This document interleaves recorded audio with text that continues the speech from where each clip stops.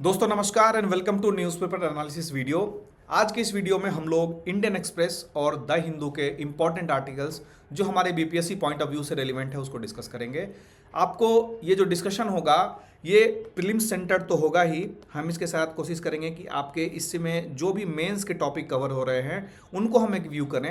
At least आपके mains के answer में आज के टॉपिक का कैसे आप इस्तेमाल कर सकते हैं वो हम देखें, और इंटरव्यू में जो आए दिन सवाल पूछे जा रहे हैं रिसेंट से, तो उसको हम कैसे यहाँ से सम अप कर सकते हैं। शॉर्ट में जो क्रिस्प में आंसर देना रहता है वहाँ, वो हम कैसे देना सीखें वो हम इस वीडियो में बात करेंगे।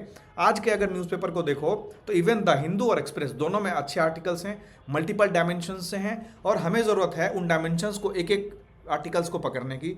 अब हमने क्या किया है कि जो भी एकदम से रेलिवेंट आर्टिकल्स हैं उन्हीं को लिया है, अदरवाइज क्या है कि लोड फिर आप पे भी बढ़ जाएगा, है ना, और बताने में फिर 1.5 घंटा 2 घंटा लग जाएगा। तो हम क्विक पेस पे बढ़ेंगे, जो हमारे लिए एकदम से रेलिवेंट है हम उसी को लेके आगे बढ़ेंगे।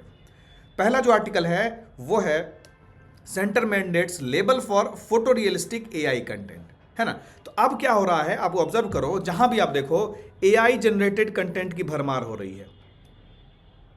एआई जनरेटेड कंटेंट की भरमार हो रही है। लोग क्या कर रहे हैं, मेहनत कम करना चाह रहे हैं, और मेहनत कम क्या, इसमें आपका कॉस्ट एकदम रिड्यूस हो रहा है। अब जैसे कोई ग्राफिक डिज़ाइनर पहले इस्तेमाल किया जाता था थंबनेल बनाने के लिए, अब उस यूट्यूब के थंबनेल को देखो, सारा जो है एआई जनरेटेड यूज़ हो रहा था। ऐसा थोड़ी है कि यूट्यूब के एल्गोरिथम को पता नहीं लगता है, उनको भी पता लगता है। तो वो क्या करते हैं, उसको फिर रैंक कम करने लगते हैं। तो अभी जो एआई कंटेंट इतना ज़्यादा हो रहा है उसके कारण बहुत सारी समस्याएं भी आ रही हैं, राइट। तो उसी से रिलेटेड सरकार ने कुछ अमेंडमेंट्स किए हैं आईटी रूल्स में, हम उसी की चर्चा करेंगे। तो जो केंद्र सरकार है उसने एक अमेंडमेंट किया है आईटी टेक्नोलॉजी रेगुलेशंस में या आईटी टेक्नोलॉजी रूल्स में। उन्होंने ये कहा है कि कोई भी कंटेंट आप जनरेट करें उससे हमको कोई दिक्कत नहीं है, लेकिन उस कंटेंट में आप लेबल करेंगे कि वो कंटेंट जो है वो एआई जनरेटेड कंटेंट है। कब से इफेक्टिव हो रहा है, ये 20 फेब से इफेक्टिव हो रहा है। उन्होंने मैंडेटरी लेबलिंग की बात की है, यानी कि एक कंप्लीट वो अपने जो अगर सपोज आप जेमिनी यूज़ कर रहे हो, तो जब जेमिनी यूज़ कर रहे हो तो जैसे शेयरिंग का ऑप्शन आएगा, उन्होंने कहा कि जैसे शेयर करेगा तो एक मैंडेटरी डिस्क्लोजर होगा कि हम जहाँ भी शेयर करेंगे वहाँ पे एक लेबलिंग रहेगी कि ये कंटेंट एआई जनरेटेड है ना। इससे यूज़र की भी उसमें राय ली जाएगी और डिस्क्लोजर किया जाएगा वहाँ पे।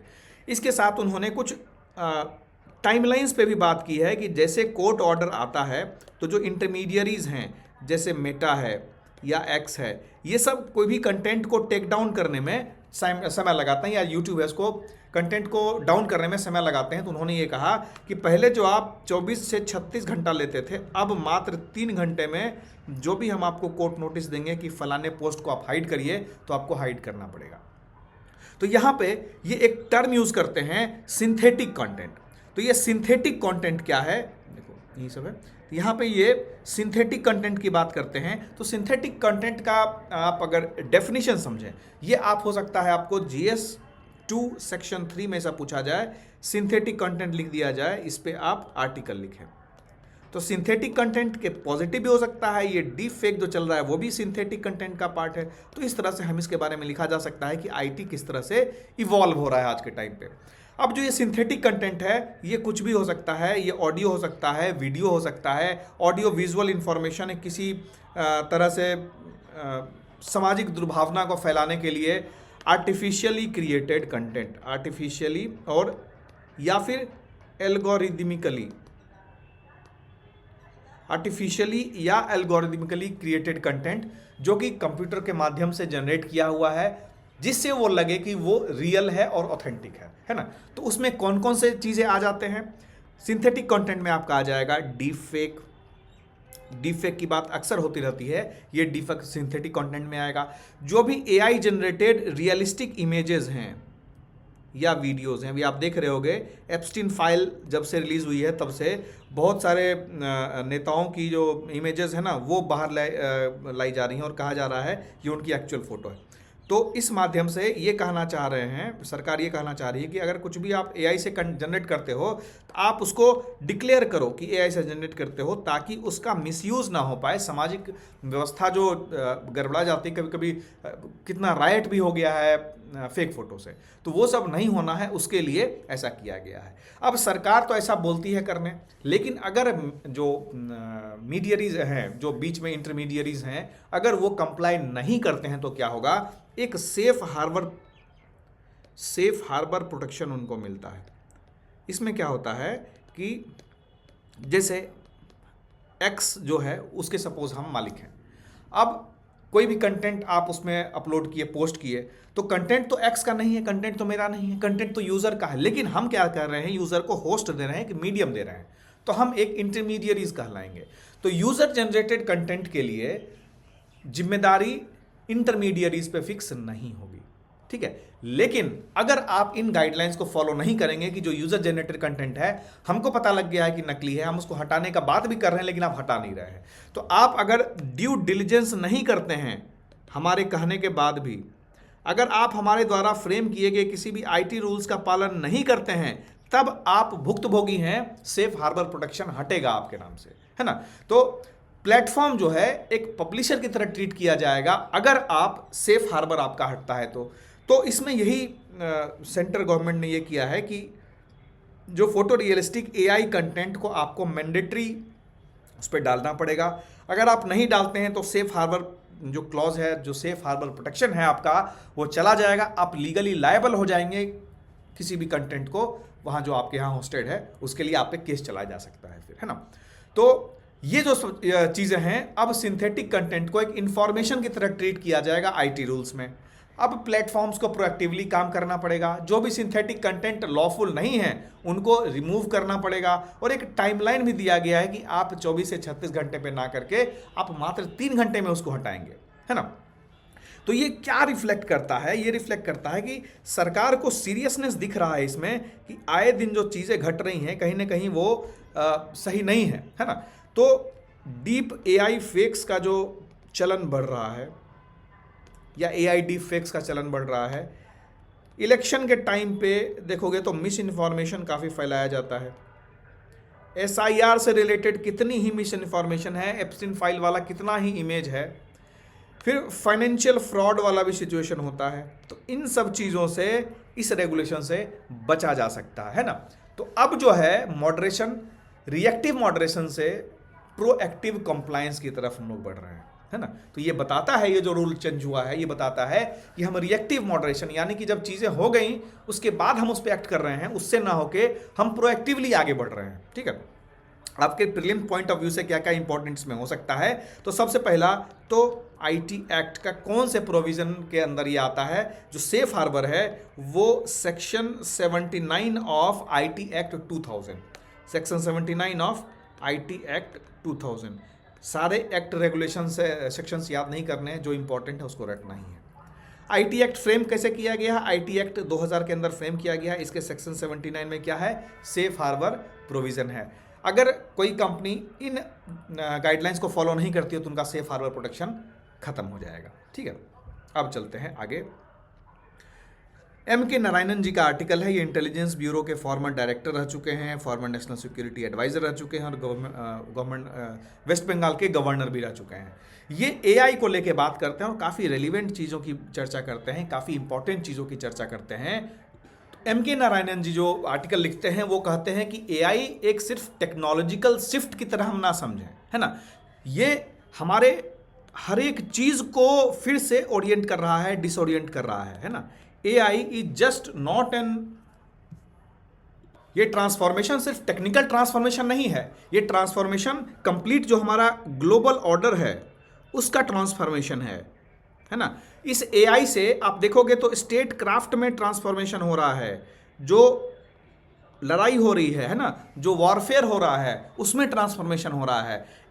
इसके कारण क्या हो रहा है कि कुछ पावर्स जो हैं किसी सर्टेन हैंड्स में कॉन्सेंट्रेट हो रही हैं, और अगर इसको ना देखा जाए, इसको इसके जो निटिग्रिटीज़ हैं, जो नेगेटिव्स हैं उस पर काम नहीं किया जाए तो क्या होगा कि ये बहुत पोटेंशियल एग्जिस्टेंशियल क्राइसिस हो सकता है कि एआई का इस्तेमाल ही हमने क्यों किया, ठीक है। तो आर्टिकल ये आर्ग्यू करता है कि एआई भले बहुत ज़्यादा डिसरप्टिव हो इंडस्ट्रियल रिवोल्यूशन के बाद, लेकिन ये फंडामेंटली हर एक सेक्टर को चेंज कर रहा है, जियोपॉलिटिक्स को चेंज कर रहा है, वारफेयर को चेंज कर रहा है, गवर्नेंस को चेंज कर रहा है और ग्लोबल स्टेबिलिटी को भी चेंज कर रहा है। अब एक एक करके ऑथर जो है एक एक चीज़ पे चर्चा करते हैं कि चलिए हम ग्लोबल जो जियोपॉलिटिक्स है हमारा, उस पर हम बात करेंगे कि किस तरह से एआई उसको ट्रांसफॉर्म कर रहा है। तो अभी देखोगे तो जो भी बड़ी कंपनीज हैं, आईटी कंपनीज, अब अपना फोकस आईटी की तरफ उन्होंने शिफ्ट किया है और अब क्या चाह रहे हैं कि वो एआई का पावर हाउस बने। एआई के पावर हाउस को बनने की एक होड़ लगी हुई है। अभी देखो कुछ दिन पहले जो क्लॉड का एक प्लगइन आया है ना, उसने क्या किया, सब कुछ को ट्रांसफॉर्म कर दिया फिर से। तो अब ये एक ग्रेट पावर राइवलरी जो बोलते हैं, वो ग्रेट पावर राइवलरी के बीच में एआई सेंटर पॉइंट बन गया है ना। एआई इकोसिस्टम का अब इन्फ्लुएंस हो गया है, जो सप्लाई चेन सिस्टम है उस पर। एक एक करके देखो, हम जियोपॉलिटिक्स की अभी चर्चा कर रहे हैं। जियोपॉलिटिक्स में वो पहला सप्लाई चेन पे इंपैक्ट कर रहा है। इसको आप आराम से लिख सकते हो अपने इंटरनेशनल रिलेशंस के आंसर पे। एआई आपके जो फाइनेंशियल इंफ्रास्ट्रक्चर है उस पे इंपैक्ट कर रहा है, फाइनेंशियल इंफ्रास्ट्रक्चर पे इंपैक्ट कर रहा है। Just a second, financial infrastructure पे फोकस कर रहा है, उसको इंपैक्ट कर रहा है। जो मिलिट्री डोमिनेंस है, मिलिट्री डोमिनेंस को इंपैक्ट कर रहा है, इंफॉर्मेशन फ्लो को कंट्रोल कर रहा है। अब जो है एआई जियोपॉलिटिक्स में एक स्ट्रैटेजिक लीवरेज की तरह उभर के आ रहा है, स्ट्रैटेजिक लीवरेज की तरह उभर के आ रहा है। आप इसका इस्तेमाल अपने किसी भी आंसर में डायरेक्टली कर सकते हैं कि जियोपॉलिटिक्स में एआई किस तरह से इस्तेमाल हो रहा है। अब जैसे पहले टेक्नोलॉजीज होते थे कि अलग अलग सेक्टर्स में अलग अलग काम करते थे, सर्विलेंस बढ़ाते थे, कहीं एनालिटिक्स में हेल्प करते हैं, कहीं मिलिट्री सिस्टम में हेल्प करते हैं। अब ये जो है ये एक सिविलियन इनोवेशन टूल तो है, जहां पे लोग, हमारे आपके जैसे लोग इसको डेली लाइफ में इस्तेमाल करके अपनी प्रोडक्टिविटी को बढ़ा रहे हैं। ये मिलिट्री के लिए भी उतना ही एम्पलीफाई है ना, उनकी फोर्स को उतना ही एम्पलीफाई कर रहा है। तो पहले क्या होता था, मिलिट्री टेक्नोलॉजीज काफ़ी 5 साल 7 साल बाद सिविलियन एरेना में, सिविलियन जोन में आती थी, लेकिन एआई ऐसा टूल है जो दोनों जगह एक साथ गई है। तो इसका इम्पैक्ट, चूंकि मिलिट्री पे इतना ज़्यादा इम्पैक्ट कर रहा है, तो इसका इम्पैक्ट हमारे वॉरफेयर पे भी हो रहा है। ये जो है और वारफेयर पे इंपैक्ट हो रहा है, that is the most disruptive dimension, है ना। कुछ की मिलिट्री ट्रांसफॉर्मेशंस हो रहे हैं, जैसे ह्यूमन कंट्रोल से अब ऑटोनोमस सिस्टम की तरफ हम लोग बढ़ रहे हैं, हम अनमेन्ड एरियल व्हीकल्स की तरफ बढ़ रहे हैं। हम लोग जो टारगेटिंग सिस्टम होता था, पहला क्या होता था, हमने टारगेट फिक्स कर दिया, सोलर फ्लेयर, उसको जो फ्लाइट है वो अपने फ्लेयर से मार के हटा देती थी। अब एआई का सिस्टम फ्लेयर को भी डिटेक्ट करता है। अब ऑटोनोमस ड्रोन्स हो गए हैं, आदमी की कोई जरूरत नहीं है, पहले मैनुअल चलाते थे, है ना। इंटेलिजेंट साइबर वेपन्स आ गए हैं। तो ये सब चीजें जो आ गई हैं वो कहीं ना कहीं हमारे वारफेयर को कंप्लीट, इसमें एक पैराडाइम शिफ्ट देखने को हमको मिल रहा है। जो सिस्टम मैन कंट्रोल था वो मशीन डिसीजन हो रहा है। अब आप यूक्रेन की बात कर लो, यूक्रेन ने क्या किया कि वारफेयर में ड्रोन को ज्यादा इस्तेमाल किया, अपना डिजिटल बैटलफील्ड सिस्टम में उभारा, जैसे अटैक हो रहे हैं, साइबर अटैक्स हो रहे हैं, उनके इंफ्रास्ट्रक्चर पर चोट पहुंच रही है। इंटेलिजेंस जो है एआई सपोर्टेड इंटेलिजेंस ले रहे हैं। तो ऑथर इसमें यूक्रेन का एज ए केस स्टडी लेते हैं और कहते हैं कि एआई जो है आपकी जो कन्वेंशनल मिलिट्री सुपीरियरिटी है इसको पीछे कर सकती है, एआई में इतनी कैपेबिलिटी है।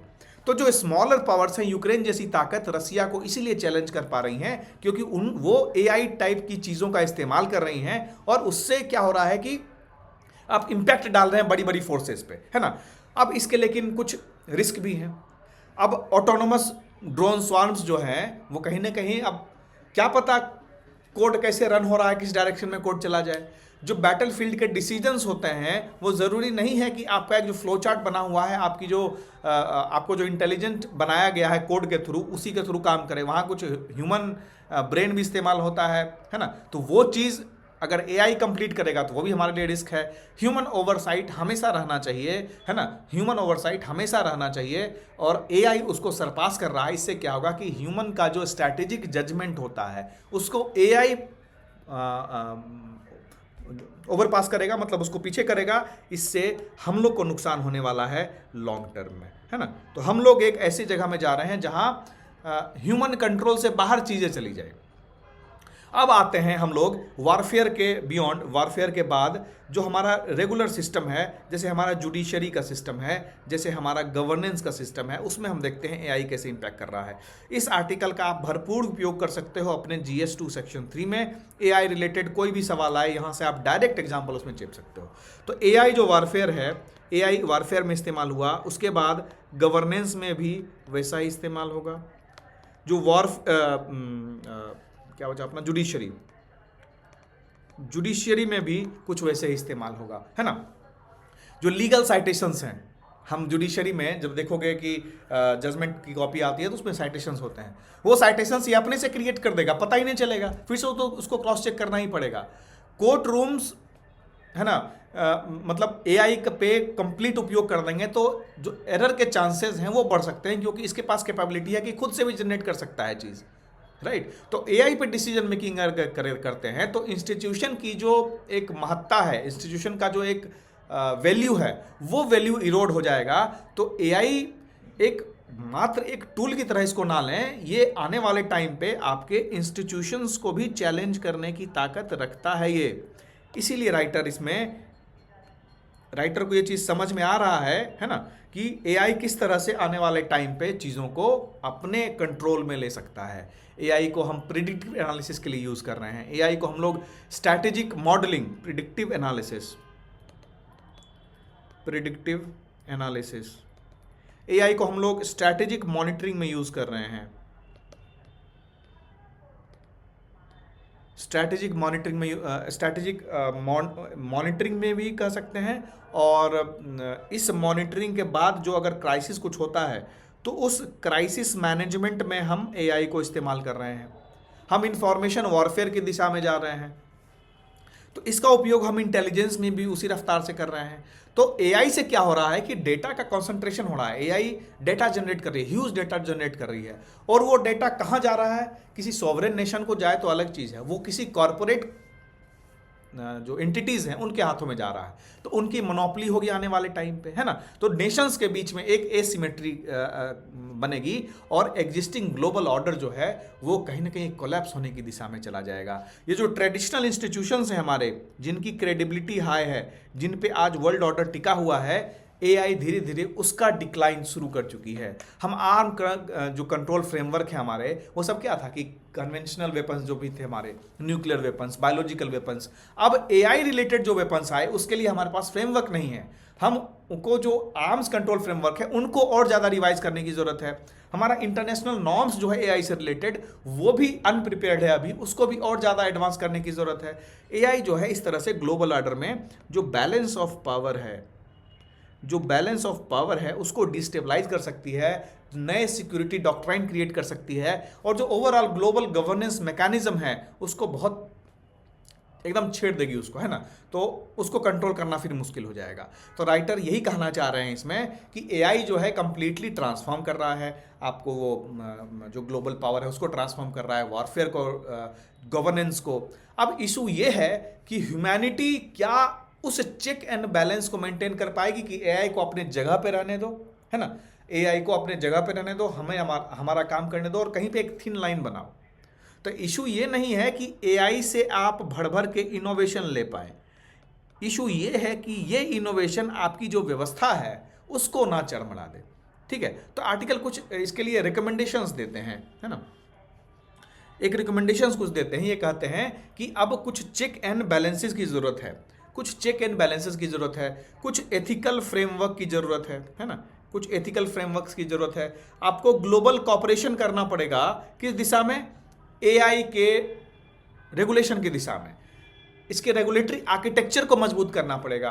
फिर अब जो एआई कंट्रोल से बाहर होने की दिशा में है, उसके कंट्रोल के लिए हमको चेक एंड बैलेंस करना पड़ेगा। तो जो भी इसके स्टेक होल्डर्स हैं, चाहे साइंटिस्ट हो, पॉलिटिकल लीडर्स हो, स्ट्रैटेजिक कम्युनिटी हो, सबको एक साथ बैठना पड़ेगा, और इंस्टीड ऑफ कंपटीशन हमें आगे बढ़ना पड़ेगा एक नए सोच के साथ कि हम किस तरह से एआई को यूटिलाइज करें इंस्टीड ऑफ एआई से हम यूटिलाइज हो जाए, ठीक है।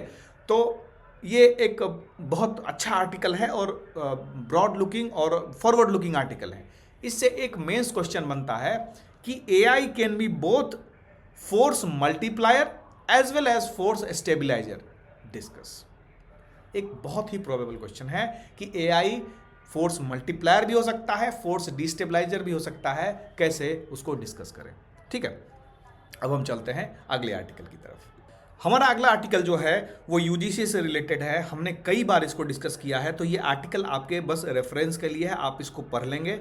हम यहाँ इसको डिस्कस नहीं कर पाएंगे, अब बहुत ज़्यादा समय लग जाएगा। सेम चीज़ें हैं जो हम बात करते हैं कि यूजीसी का जो रेगुलेशन है किस तरह से इक्विटी लाने की दिशा में तो अच्छा कदम था, लेकिन कहीं ना कहीं उसको बैलेंस भी करने की जरूरत है कि उसका मिस यूटिलाइजेशन ना हो, है ना। तो इसके लिए हमने काफ़ी डिटेल से चीज़ें डिस्कस की थी। अब हम लोग आगे चलते हैं। जो हमारा इंपॉर्टेंट एविएशन सेक्टर का आर्टिकल है, ये उनके लिए इंपॉर्टेंट है ना, जो उनके लिए इंपॉर्टेंट है जो इंटरव्यू दे रहे हों, अगर उनका एरोस्पेस इंजीनियरिंग है, या सपोज आपको एविएशन सेक्टर से रिलेटेड कुछ सवाल पूछा कि एविएशन में अभी क्या चल रहा है एज ए जर्नलिस्ट, अगर आप एडमिनिस्ट्रेटर हैं तो आप इस चीज़ों में क्या करेंगे। तो इस आर्टिकल की हम लोग एक सिनॉप्सिस देख लेते हैं, एक समझ लेते हैं कि क्या कहना चाह रहा है आर्टिकल। ठीक है, तो अभी देखोगे तो इंडिया जो है globally third largest aviation market है। ये एनुअली करीब करीब 350 प्लस मिलियन पैसेंजर्स को कैरी करती है। अगर आप इसके मेजर कैरियर्स को देखोगे तो दो मेजर कैरियर्स हैं इसके, इंडिगो है और एयर इंडिया है। यही दोनों इनके सारे पैसेंजर ट्रैफिक को कैटर करती है। लेकिन पिछले कुछ दिनों से देखोगे तो यहाँ पे बहुत चीज़ों में डिसरप्शन आना शुरू हो गया है ना। चाहे वो पैसेंजर को कैरी करने में हो, चाहे वो उनके किसी तरह के ऑपरेशनल डिसरप्शंस हो, फ्लाइट कैंसिलेशंस हो रहे हों, है ना। फिर फ्लाइट कैंसिलेशन की वजह से पैसेंजर डिस्ट्रेस हो रहे हों, घंटों घंटों उनको एयरपोर्ट पे वेट कराया जा रहा है। काफ़ी सेफ्टी कंसर्न्स देखने को मिल रहे थे। जो एयर ट्रैफिक फ्यूल है ना, जो एयरलाइन की फ्यूल है, उसके प्राइसेस बढ़ रहे हैं क्योंकि हमने उस पर जीएसटी नहीं डाला है। कैपेसिटी कंस्टेंट हो रहा है, मतलब बुक 10 को करते हैं और सीट उनके पास 8 होती है, अल्टीमेटली 2 को किसी न किसी वजह से कैंसिल कर देते हैं। तो ये जो टाइम है, ऑथर जो बोलता है इस आर्टिकल के थ्रू ये बोलना चाहते हैं कि this is the moment of recording. That means ये चेंज का टाइम है। और दिसंबर में जो हैवी मास कैंसिलेशन हुए, पैसेंजर अटके पड़े हैं, शॉर्टेजेस हो रही हैं क्रू की, जो सिस्टम्स हैं जैसे इंडिगो है, उसको शेड्यूलिंग रोस्टर बनाने में समस्या हो रही है, सर्विस क्वालिटी इतना पुअर हो गया है, आज तक कभी ऐसा हुआ नहीं था, है ना। तो कुछ स्ट्रक्चरल प्रॉब्लम है सेक्टर में। कौन कौन से प्रॉब्लम हैं उसको हम एक एक करके देखते हैं। जो ये आर्टिकल बताना चाह रही है कि जो बॉटलनेक्स हैं, बेसिकली वो स्ट्रक्चरल इश्यूज हैं, उनको बहुत ही टॉप लेवल से ही सॉल्व करना पड़ेगा। सबसे पहला तो एयरलाइन का जो फ्यूल है उसके प्राइस में काफ़ी वोलेटिलिटी रहती है, उसका प्राइस काफ़ी अप डाउन होता रहता है ना। जो एविएशन टर्बाइन फ्यूल है वो ग्लोबल क्रूड प्राइस से डायरेक्ट लिंक है। वो क्या है? ग्लोबल क्रूड प्राइस से डायरेक्ट लिंक है। तो और ये जो प्राइसिंग होती है इसकी, ये डॉलर डोमिनेटेड है। तो देखो कितने जगह से इन्फ्लुएंस हो रहे हैं। फिर ये जो फ्यूल है वो हर एक स्टेट में मिलता है अलग अलग प्राइस में, क्योंकि इस पे जीएसटी, कॉमन जीएसटी नहीं है। स्टेट अपना टैक्सेस लगाते हैं इस पे, ठीक है। और यही फ्यूल जो है वो एयरलाइन का मेजर कॉस्ट, जैसे एयरलाइन का मान के चलो कि 30 से 35% कॉस्ट जो है, मोटा मोटी कुछ लोग इसको 40% भी बोलते हैं, ये कॉस्ट जो है एयरलाइन ट्रेवल का, उसके कॉस्ट कंपोनेंट का 30 से 35% जो है क्या होता है? एयरलाइन टर्बाइन फ्यूल होता है, एटीएफ होता है। तो इस एटीएफ में वॉलेटिलिटी के कारण क्या होता है? प्रॉफिट मार्जिन श्रिंक होने लगता है। प्रॉफिट मार्जिन श्रिंक होगा तो इसका इंपैक्ट डायरेक्ट एविएशन कंपनीज पे पड़ता है। अगर प्राइस फ्लक्चुएशन होती हैं तो जो प्लान करके चलते हैं कि हम ये 10 फ्लाइट चलाएंगे आज, तो वो कोशिश करते हैं कि हम कम चलाएं या ज़्यादा चलाएं बेस्ड ऑन कैसा ट्रैफिक है, और अननेसेसरी सीटें खाली ना जाएं। तो उनकी प्लानिंग में उसकी समस्या होती है। फिर देखो दूसरी सबसे स्ट्रक्चरल प्रॉब्लम ये है कि हमारे पास क्रू और पायलट की हेवी शॉर्टेज है। कभी आप अपने अराउंड देखो तो कोई बोलता है कि हमें पायलट बनना है। अगर पायलट बनना है तो शुरू में बोलते हैं, बाद में धीरे धीरे उनका भी चाह खत्म हो जाता है। तो डीजीसी ये चाह रहा है कि हमको करीब 7,000 पायलट्स चाहिए 2026 के मिड तक, 26 के एंड तक। क्योंकि हमारी जो ट्रेनिंग हो रही है पायलट्स की वो इनएडिक्वेट है। हमारे यहाँ एट्रिशन रेट काफ़ी ज़्यादा है, यहाँ पैसा कम देते हैं, विदेश में ज़्यादा देते हैं, लोग विदेश भाग जाते हैं। जो फॉरेन एयरलाइन है हमारे पायलट्स को पोच करते हैं, ठीक है। फिर जो रिसेंट डेटा है वो बताता है कि जो कमर्शियल पायलट लाइसेंसेज इशू किए जा रहे हैं वही इनसफिशिएंट हैं, और इस कारण से जो ऑपरेशनल रिक्वायरमेंट्स हैं उस पर असर पड़ता है, ठीक है। हम जो कंपनीज हैं वो ऑपरेशनली तो एक्सपैंड कर रही हैं, लेकिन उनके पास उतना मैन पावर ही नहीं है जो उसको केटर कर पाए, ठीक है। तो ये सब चीज़ें हैं।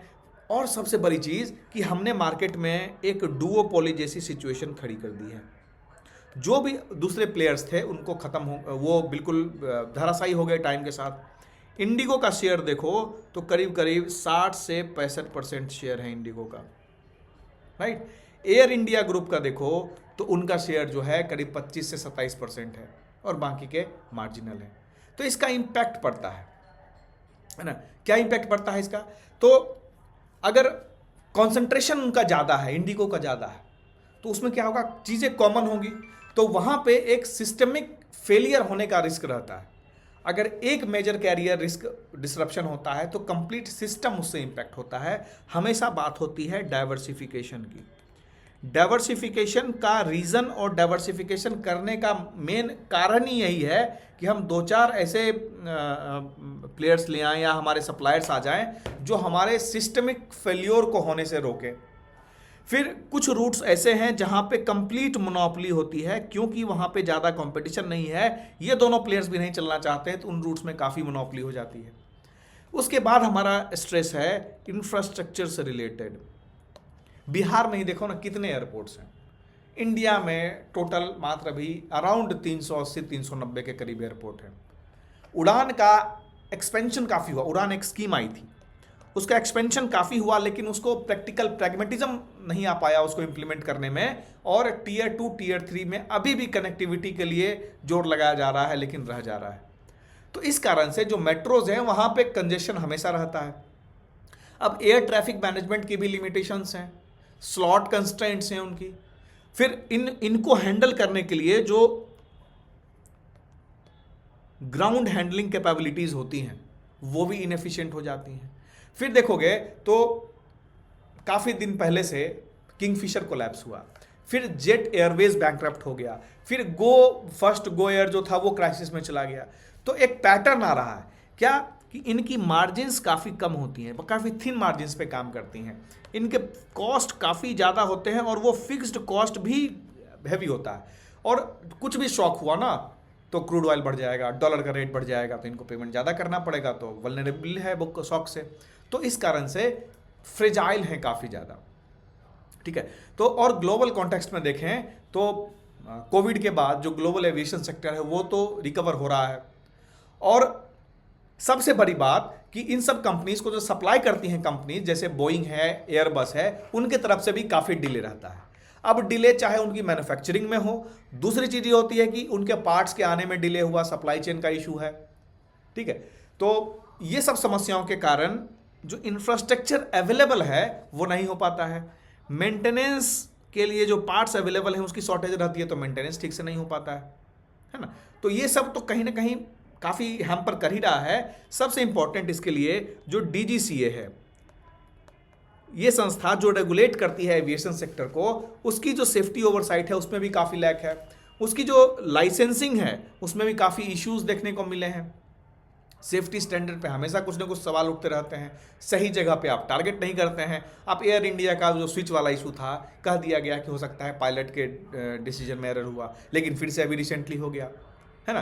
तो आप ये इंश्योर करेंगे ना कि सेफ्टी स्टैंडर्ड्स को एकदम एपिटोम पे रखें, राइट। तो जो राइटर हैं इसमें ये सजेस्ट करते हैं कि जो रेगुलेटरी कैपेसिटी है हमारी, है जो हम रेगुलेशन कर रहे हैं लोगों पे, वो इंडस्ट्री एक्सपेंशन के साथ बढ़ता जाए, वो श्रिंक ना करे, कॉरपोरेट उन पे हावी ना हो। DGCA के जो भी मेंबर होंगे वो डायरेक्टली इनडायरेक्टली या कहें तो अनऑफिशियली पेरोल पे रहते हैं बड़ी कंपनीज के। बोइंग एयरबस बहुत बड़ी कंपनी है, तो इसको भी टाइट करना पड़ेगा। फिर हमको जो छोटे छोटे एयरलाइंस हैं जैसे शंख एयर है, फ्लाई 91 है, इन सब को उड़ान के अंदर इंसेंटिव्स देके उनको प्रायोरिटाइज करना पड़ेगा कि आप आगे बढ़ो और आप डोमेस्टिक में एंट्री करो, मेन डोमेस्टिक में एंटर करो, ठीक है ना।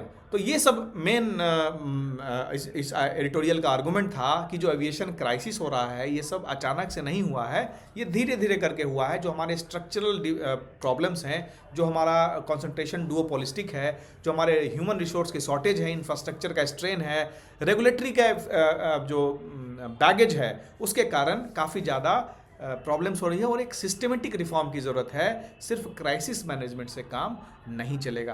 तो क्या किया जा सकता है इसमें कुछ चीज़ें हैं। हर एक स्ट्रक्चरल जो गैप है उस पर काम किया जा सकता है। जैसे पहला स्ट्रक्चरल गैप क्या था, एयरलाइन फ्यूल, इस पर जीएसटी डालो। जैसे ही आप जीएसटी डालेंगे तो स्टेट लेवल जो है वैट की जो वैट अलग अलग होता है वो अलग ना होके एक कॉमन जीएसटी हो जाएगा सब जगह। फिर मैन पावर कम है, क्रू पायलट कम है, तो उसके लिए आपको प्रॉपर ह्यूमन कैपिटल का एक सिस्टम बनाना पड़ेगा कि हम पायलट ट्रेनिंग इंस्टीट्यूट्स को बढ़ाएं, जो ट्रेनिंग मॉडल है उनको सब्सिडाइज करें। ट्रेनिंग का फीस का 60 लाख 70 लाख का कोर्स होता है, तो क्यों ही करेगा कोई, ठीक है। इसकी रिटेंशन पॉलिसी हम लाएं, सैलरीज अच्छी दें उनमें। फिर इंफ्रास्ट्रक्चर पे आते हैं, तो एयरपोर्ट की इंफ्रास्ट्रक्चर को हम बढ़ा सकते हैं। हम एटीसी जो सिस्टम है उसको और ज़्यादा रिफॉर्म कर सकते हैं, जो दुबई में यूज़ होता है ना, जो हीथ्रो एयरपोर्ट में यूज़ हो रहा है, जो न्यूयॉर्क एयरपोर्ट पे यूज़ हो रहा है, वो हम यूज़ करें। फिर रेगुलेटरी फ्रेमवर्क जो है हमारा, जिस पे बात हो रही थी डीजीसीए से रिलेटेड, हम इसको स्ट्रेंथन कर सकते हैं कि हम ज़्यादा मैन पावर दें उसमें, हम सेफ्टी ऑडिट को बढ़ाएं, ओवरसाइट टेक्नोलॉजी बेस्ड करें, हम रेगुलर ऑडिट्स करें और ऑडिट की रिपोर्ट पब्लिक करें, पब्लिक प्रेशर बने कंपनीज पे। फिर जो डुओपोली की बात होती है इसको कम किया जाना चाहिए, तो ओवर कॉन्सेंट्रेशन का रिस्क जो हो गया उस पर बढ़ाना चाहिए। तभी जाके हमको ये कर सकते हैं कि एविएशन सेक्टर में जो इतनी चीज़ें हो रही हैं वो हम थोड़ा मिनिमाइज करें और एक स्टेबल सेक्टर की दिशा में आगे बढ़ें। कोई भी कंपनी एविएशन में नहीं आना चाहती है ना, क्योंकि उनको पता है हम ज़्यादा सस्टेन ही नहीं कर पाएंगे यहाँ पे, ठीक है। अब चलो, अब अगला आर्टिकल बहुत इंपॉर्टेंट है। टोटल 3 आर्टिकल इससे रिलेटेड मुझे मिला हिंदू में और इंडियन एक्सप्रेस में, सबको मैंने यहाँ डाला है। इन सब आर्टिकल्स को आप एक बार जरूर पढ़िए। तो इस आर्टिकल को अगर हम डिस्कस करें, सबसे पहले तो क्या लोकसभा स्पीकर या डिप्टी स्पीकर को हटाया जा सकता है? बिल्कुल हटाया जा सकता है। कौन से आर्टिकल में मेंशन्ड है? आर्टिकल 94C में मेंशन्ड है। वो कहता है कि स्पीकर और डिप्टी स्पीकर को हटाया जा सकता है। क्या रिमूवल के अलावा और कोई ऑप्शंस हैं? तो उसके लिए जो आर्टिकल 94 है वो कहता है कि आइदर स्पीकर या डिप्टी स्पीकर खुद से रिजाइन करें, या फिर वो जो एमपी बनने की उनकी एलिजिबिलिटी है वही खत्म हो जाए, तब भी वो डिप्टी स्पीकर और स्पीकर नहीं रहेंगे। तो पहली चीज़ ये हो गई कि हाँ, स्पीकर को रिमूव किया जा सकता है। दूसरी चीज़, वो कौन सी कंडीशंस हैं जिसमें स्पीकर और डिप्टी स्पीकर अपने रिस्पेक्टिव ऑफिस से रिमूव की जा सकती हैं। तो वही 3 कंडीशंस जो हमने देखी अभी, कि आइदर वो अपने से रिजाइन कर दें, either leave of the house नहीं है, रेजोल्यूशन पास किया गया है, या फिर तीसरा कि वो एमपी बनने के ही एलिजिबल नहीं है। What is the procedure of removal of speaker और डिप्टी स्पीकर? तो इसमें प्रोसीजर कैसा होता है कि एक होते हैं सेक्रेटरी जनरल लोकसभा के। सेक्रेटरी जनरल ऑफ लोकसभा को एक लेटर दिया जाता है जिसमें 2 या 3 आदमी का साइन होता है, एटलीस्ट 2 आदमी का होता है। वो लेटर उनको दिया जाता है। जब ये लेटर ज्वाइंटली दिया जाता है तो अचानक से वो रेजोल्यूशन नहीं मूव किया जा सकता। उसके लिए कम से कम 14 दिन का नोटिस देना पड़ता है कि हम इंटेंशन मूव करना चाहते हैं इस रेजोल्यूशन के लिए। अब जब आपने सेक्रेटरी जनरल को बता दिया ये चीज़, तो जैसे ही ये नोटिस रिसीव होता है वैसे ही ये रेजोल्यूशन के डेट को इंटर कर दिया जाता है लिस्ट ऑफ बिजनेस में, है ना, लिस्ट ऑफ बिजनेस में, और वो डेट फिक्स कर लिया जाता है देन स्पीकर के द्वारा। अब ये जो मोशन लाया गया है, has the motion of no confidence been submitted against Lok Sabha speaker और deputy speaker in the past. अब बात करते हैं कि क्या ये पहली बार हो रहा है या नहीं। इससे पहले 3 बार हो चुका है, 1954, 1966 और 1987 में, जिसमें कि जीवी मवलानकर थे 1954 में, उनके अगेंस्ट लाया गया था। फिर हुकुम सिंह थे 1966 में, और बलराम जाखड़ थे 1987 में, उनके खिलाफ भी नो कॉन्फिडेंस मोशन लाया गया था। अच्छा, तो कोई गाइडलाइंस हैं जिनके अंदर नो कॉन्फिडेंस मोशन को पालन करना पड़ता है? तो गाइडलाइंस क्लियर हैं कि जो भी आप चार्जेस लगा रहे हैं वो कंप्लीट मेंशन करिए। यहाँ पे क्या चार्जेस हैं? यहाँ पे चार्जेस हैं कि जो लीडर ऑफ अपोजिशन है राहुल गांधी जी, उनको कोई एक इशू पे बोलने नहीं दिया गया था, और काफ़ी जो मेंबर्स ऑफ पार्लियामेंट हैं उनको बिना बताए, बिना किसी रीजन को उनको सस्पेंड कर दिया गया था। अब कहा जा रहा है कि what if what happens in case motion is accepted, अगर लेटर दे दिया गया सेक्रेटरी जनरल को, उन्होंने बिजनेस लिस्ट में इसको लिस्ट कर दिया, अब ये क्या एडमिट हो गया, नहीं, सिर्फ देने से नहीं हुआ, अब उस दिन not less than 50 member shell rise, 50 से कम आदमी, ऐसा नहीं होना चाहिए, 50 से ज़्यादा आदमी खड़े होना है उस दिन। अगर 50 से ज़्यादा आदमी खड़े हो जाते हैं तो डिक्लेयर किया जाता है leave of house is there to accept this motion, अगर नहीं होते हैं तो उसी समय उसको रिजेक्ट कर दिया जाता है। ठीक है, फिर जो जिन्होंने मूव किया है इसको, उनको बोलने का मौका दिया जाता है। अगर लेस मेंबर पार्टिसिपेट करते हैं तो वो खत्म हो जाता है और उसको प्रोसीड नहीं किया जाता है। जब तक ये मोशन चलता है तब तक स्पीकर क्या रह सकते हैं, नहीं। ठीक है, जब तक ये मोशन रिमूवल प्रोसीडिंग चालू है तब तक स्पीकर के कुछ राइट्स होते हैं, जैसे speaker has right to speak, वो प्रोसीडिंग्स में पार्ट ले सकते हैं, वोट कर सकते हैं, लेकिन टाई वाला जो उनका रहता है वोटिंग का, वो खत्म हो जाता है, वो उस समय नहीं रहता है। अगर लोकसभा डिसॉल्व हो जाती है तो स्पीकर का हाउस में कंटिन्यू तो करते हैं जब तक नेक्स्ट लोकसभा नहीं आती है तब तक। ठीक है, तो आपको जो इंस्टेंसेज हैं वो आपने देख लिए, यहाँ से प्रीलिम्स के काफ़ी क्वेश्चन बन सकते हैं यहाँ पे। ठीक है, तो हमारे प्रीलिम्स पॉइंट ऑफ व्यू से क्या क्या इंपॉर्टेंट है, आर्टिकल 94C 14 दिन का mandatory notice, minimum 50 member, majority of all and then members required, speaker participate vote कर सकता है लेकिन कास्टिंग वोट, टाई वाला वोट नहीं है उनके पास, है ना। कौन सा रूल गवर्न करता है, तो यहाँ पे रूल के बारे में भी चर्चा की हुई है। अकॉर्डिंग टू रूल 200A ये जो है ये प्रोसीजर को गवर्न करता है। क्या ये दोनों लोकसभा राज्यसभा दोनों के लिए नहीं, ये सिर्फ लोकसभा के लिए है। ठीक है ना, तो हमने इसको भी देखा। और इससे रिलेटेड एक मेंस का क्वेश्चन ग्रुप में पोस्ट किया गया है, टेलीग्राम ग्रुप में, आप उसको देखेंगे, आप उसका आंसर, एक उसमें लिंक भी दिया गया, वो अपना आंसर वहाँ अपलोड करा सकते हैं आप। तो आज के लिए बस इतना ही, कल हम देखते हैं फिर कुछ नए आर्टिकल के साथ, है ना। आज बहुत ज़्यादा आर्टिकल्स थे, हमने उन चीज़ों को ही कंसिडर किया जो आपके लिए ज़्यादा रिलीवेंट हो सकते हैं। मिलते हैं कल, बाय बाय।